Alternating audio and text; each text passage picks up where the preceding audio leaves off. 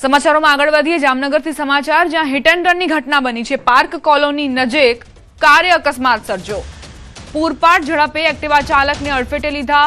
મહિલાને અકસ્માતમાં ઈજાઓ પહોંચી। સમગ્ર મામલે સિટી બી ડિવિઝન પોલીસે ગુનો નોંધીને તપાસ શરૂ કરી છે। ઘણા સમયથી નાગરિકો પૂરપાટ ઝડપના કારણે નિર્દોષ નાગરિકોને ભોગ બનવું પડતું હોય છે અને આ વખતે પણ જામનગરમાં એ જ પ્રકારની ઘટના બની। પૂરપાટ ઝડપે આવતી આ કાર આ રફતાર જેના કારણે એક વૃદ્ધ મહિલાને ઈજા પહોંચી છે।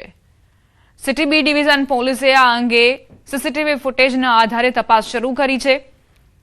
પાર્ક કોલોની નજીક આ અકસ્માત સર્જાયો હતો જેમાં એક્ટિવા ચાલક મહિલા અડફેટે આવતા જ ઈજાગ્રસ્ત થયા હતા। યાત્રાધામ બહુચરાજીમાં રખડતા પશુનો આતંક। યાત્રિકોની ભીડ વચ્ચે પશુ ભડકતા નાસભાગ મચી। ઘટનામાં 2 થી 3 લોકોને ઈજા પહોંચી। પૂનમના દિવસે યાત્રિકોની ભીડ જામી હતી। યાત્રિકોની ભીડ વચ્ચે પશુએ કેટલાક વાહનોને નિશાન બનાવ્યા। યાત્રાધામ બહુચરાજીમાં રખડતા પશુઓના કારણે લોકો ઘાયલ થઈ રહ્યા છે। બહુચરાજીમાં રખડતા ઢોરના કારણે લોકો પરેશાન છે। નાગરિકો માંગ કરી રહ્યા છે કે પ્રશાસન હવે તો કાર્યવાહી કરે, હવે તો જાગે। આખરે હજુ કેટલા સમયની રાહ જોવી પડશે? રખડતા પશુઓનો આતંક દિવસેને દિવસે વધી રહ્યો છે।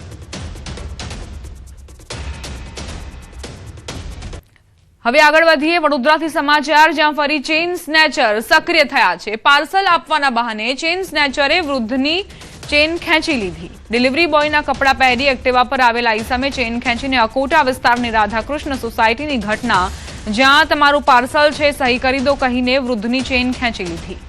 વૃદ્ધની ચેઇન લૂંટીને આરોપી ફરાર થયો। પાર્સલ ખોલતા અંદરથી બુંદી નીકળી।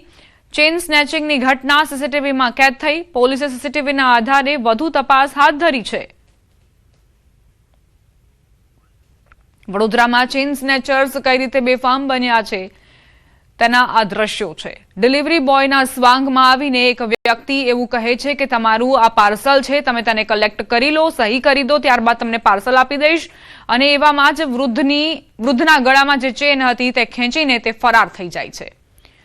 તમે પણ જો આ જ રીતે ઓનલાઈન ખરીદી કરતા હો, પાર્સલ મંગાવતા હોય તો ધ્યાન રાખજો। રાજકોટ સિવિલમાં માનવતાને શર્મસાર કરતી ઘટના પ્રકાશમાં આવી। હોસ્પિટલમાં બ્લડ આપવા આવેલા શખ્સ અને ડોક્ટર વચ્ચે મારામારી થઈ હતી। સમયસર લોહી ન મળતા એક નિર્દોષ દર્દીએ પોતાનો જીવ ગુમાવ્યો। મૂળ નેપાળી અને રાજકોટ સિવિલમાં સારવાર લઈ રહેલા વિનય થાપાને બ્લડની જરૂર પડી હતી। તેમની મદદ માટે જયદીપ ચાવડા નામનો યુવક બ્લડ આપવા માટે સિવિલ પહોંચ્યો હતો જ્યાં કોઈ અગમ્ય કારણોથી જયદીપ ચાવડા અને ડોક્ટર વચ્ચે બોલાચાલી થઈ। વિવાદ એટલી હદ સુધી વકર્યો કે જયદીપ ચાવડાએ ડોક્ટર પર હુમલો કર્યો। ડોક્ટર સાથેના ઝઘડાના કારણે જયદીપ ચાવડા બ્લડ આપી શક્યો ન હતો। આ તરફ મારમારી બાદમાં ડોક્ટરો પણ હડતાળ પર ઉતરી ગયા જેના કારણે દર્દી વિનય થાપાને સમયસર યોગ્ય સારવાર ન મળી અને તેમનું મોત નીપજ્યું। દર્દીના મોત બાદ નેપાળી સમાજમાં ભારે રોષ ફેલાયો છે।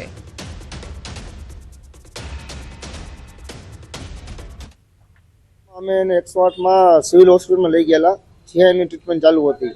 ટ્રીટમેન્ટ દરમિયાન એનું ઓપરેશન કરવામાં આવ્યું હતું માથાના ભાગમાં। ઓપરેશન સક્સેસફુલ પણ થઈ ગયું હતું અને 27 તારીખના દિવસે જે બનાવ બન્યો હતો જયદીપભાઈ અને ડૉક્ટર પાર્થ વચ્ચે, એ લોકોની મગજમારીમાં ડૉક્ટર બધા હડતાલ ઉપર આવી ગયા હતા અને પેશન્ટને પૂરતું સારવાર ન મળતા એનું ડેથ થયેલું છે। કારણ કે સારવાર જે છે ઇમરજન્સી સેવા ચાલુ જ હતી અને કોઈ પ્રકારનો આઈસીયુ સેવા બંધ કરવામાં આવેલ નહીં હતી। કેવલ ઓપીડી સેવા એ બધી બંધ છે।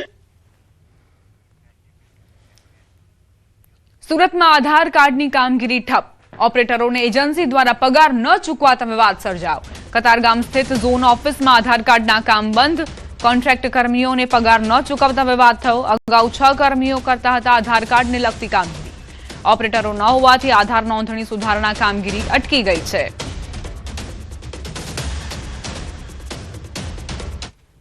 ભરૂચના પાનોલી વિસ્તારમાં ગેરકાયદેસર પશુ પરિવહન સામે મોટી કાર્યવાહી કરાઈ છે। પોલીસે નેશનલ હાઈવે નંબર 48 પર આવેલી હોટલના કમ્પાઉન્ડમાંથી 4 ટ્રક કન્ટેનર ઝડપી પાડ્યા જેમાં 80 ભેંસો અને એક પાડો અત્યંત ક્રૂરતાપૂર્વક ભરેલા હાલતમાં મળી આવ્યા।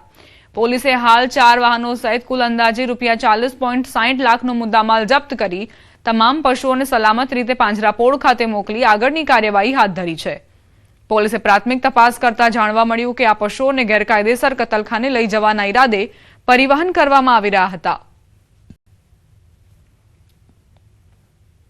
પોલીસ કંટ્રોલ રૂમમાં ફોન કરી પોલીસને બોલાવી અને 4 કન્ટેનર અને ટ્રક બતાવી કે આ નંબરની ટ્રક છે અને આમાં આટલા પશુ ભરેલા છે.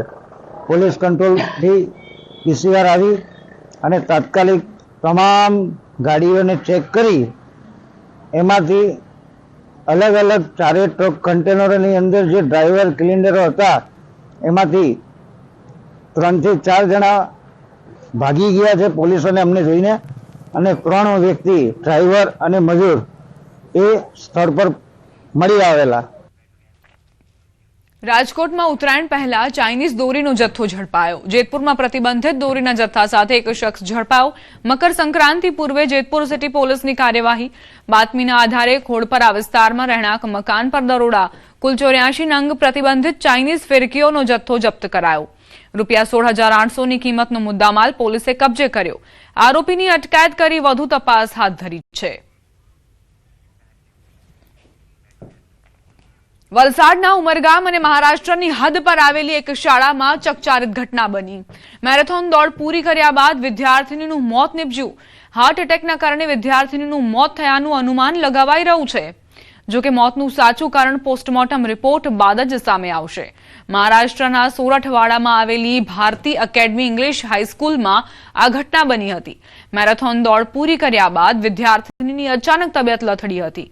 શિક્ષકો તાત્કાલિક નજીકની હોસ્પિટલમાં લઈ ગયા હતા, પરંતુ ફરજ પરના તબીબે વિદ્યાર્થીનીને મૃત જાહેર કરી હતી. વિદ્યાર્થીનીના પિતાએ શાળાની બેદરકારીના કારણે દીકરીનું મોત નીપજ્યું હોવાનો આક્ષેપ કર્યો છે.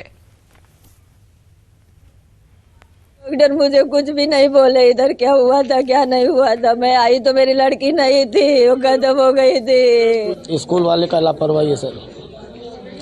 मेरी लड़की वहीं पे ही मर गई थी. ये लोग ने खाली इधर उधर लेके घूमे हैं और लास्ट में मुझे फोन करके यहाँ बुलाया गया. और ये बच्ची भी काफ़ी हर साल आती है, फर्स्ट सेकंड हर बार आती है. इस बार भी उसने प्रतियोगिता में पार्टिसिपेट किया था और आई थी फर्स्ट. उसके बाद में वो जब वहाँ पे बैठी उसको थोड़ा सांस फूलने लगा तो पानी वानी टीचर्स लोग ने सब पैर वैल बनने शुरू किया और तुरंत ही हम लोग फिर लोखंडे सर के पास हॉस्पिटल में लेके गए.